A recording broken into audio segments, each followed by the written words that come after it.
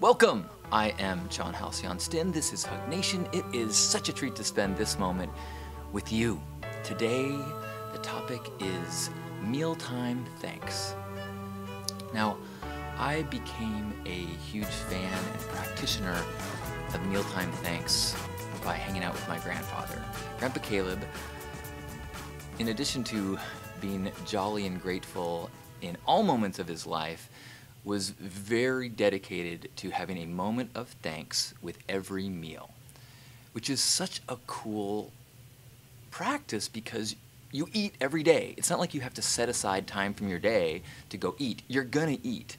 So you have these built-in things. You don't have to put it on the calendar. You're gonna eat. So when you eat, take time to be grateful. And there's all sorts of faiths and traditions that do this, and it doesn't have to be faith-based at all. It just is a time to recalibrate. Without recalibrations, your whole system gets out of whack. I used to have a scale that would recalibrate itself every time you turned it on. So you would hit the button, it would go beep, beep, beep, beep, and then it would zero, and then you would step on the scale. But if you got on the scale and turned it on, it would go beep, beep, beep, beep, and then it would say 0. And it would calibrate to exactly as you are then. So then, in order to have anything register on the scale, you had to add to your weight. And that's what happens to us on a day-to-day basis if we don't take time to recalibrate. If we don't recalibrate, then the clean bed, the access to food, the love and friends in our lives, the drinkable water on tap, all of these amazing things don't even register on the scale if we don't beep and let the scale calibrate. Not let, but consciously make the effort, because it does take effort to do so. So when a mealtime comes around, moment of thanks. I'll be honest, I'm better at it when there's other people. It feels like a social thing. It feels to me, but it's definitely something that you can and should do every time you eat. So how do I do it? I first take a moment to visualize the food and the path it took to get to me. Now that is a very short phrase, but if I spend time with it, that can go on and on and on. And there's actually this book, How to Eat, by Thich Nhat Hanh, that really has blown open that phrase to me, the path it took to get to me. Because he does these meditations about food and about thinking about food and how, like, in a grain of rice, you can really experience the universe.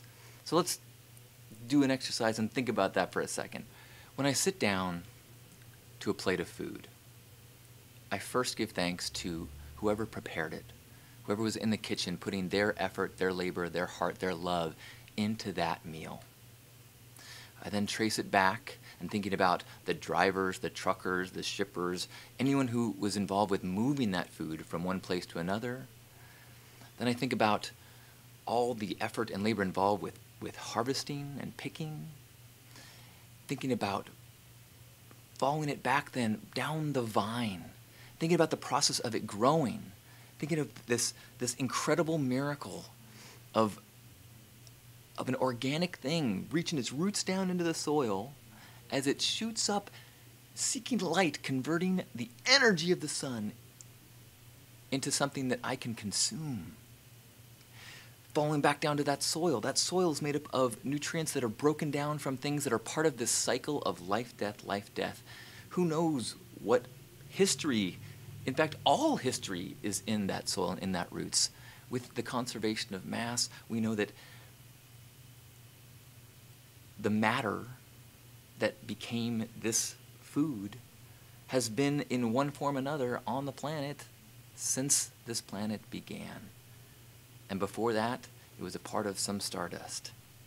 So as you are sitting down to consume that food, you are recognizing in that moment that this is a single piece of a cycle that has been going on throughout time and will continue on. But there's something extra magical about this moment.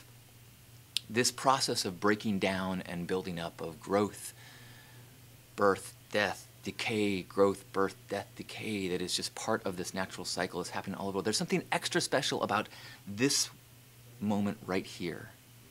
It's different than, that crab that's picking at that dead fish at the bottom of the sea. It's different than that worm that's eating debris in the undergrowth. Because I am a conscious being. I have the ability to think about myself in the middle of all of these cycles, to think about this moment of time in the grand scope of history, to think about all that went into, all that is entailed. That conscious process, it can recalibrate and snap us back to a, whoa. Massive appreciation for being a part of these cycles. Massive appreciation for being conscious of this moment. Massive appreciation for the people that I might be sharing this meal with, and the people who I share my life with, and the people who have impacted me that may be part of my memories. And so just taking a few seconds before each seemingly mundane process of fueling your body can snap you into this awe for the entire universe. Thank you, universe, for this bite, for this meal, for this moment. And thank you for tuning in and sharing your vibe. Hopefully we'll have a chance to break bread, but next time you do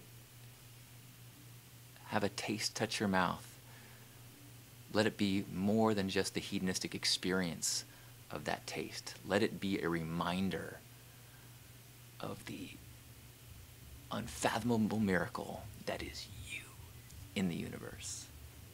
In you, that is the universe. Thank you. I love you.